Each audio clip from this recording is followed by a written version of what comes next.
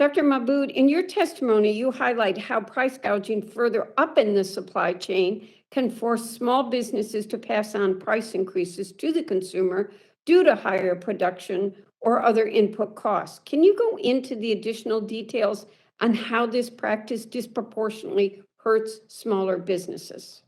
Yes, absolutely. I mean, given the extreme consolidation in product markets, bigger companies simply have power to set prices in a way that smaller businesses don't. And that power is in many ways magnified when those big businesses are sitting higher up on the supply chain and passing those prices, those input costs down to smaller businesses.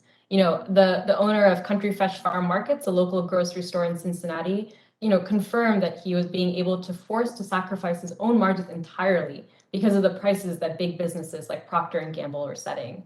And as mentioned before, when we see the input costs of things, goods like, as input costs of things like steel go up, that has deep implications for small businesses across the country that rely on those inputs for their own goods and their own well-being. So, Dr. Mabud, would addressing supply chain bottlenecks, such as critical funding for semiconductors and increasing domestic manufacturing capacity, help to prevent price increases further up in the supply chain from translating into higher costs for small businesses and consumers?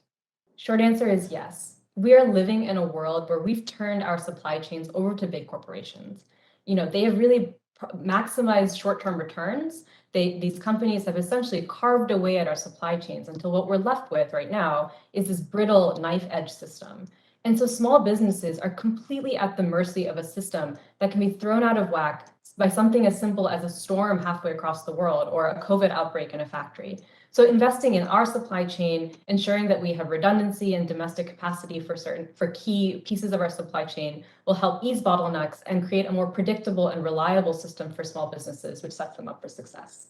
So I'm down to about a minute. So I'm going to ask Dr. Mabud, Mr. Harmon, Mr. Frosch, and ask you to be short, yes or no. Would addressing supply chain vulnerabilities through the America Competes Act alleviate some of these issues, yes or no?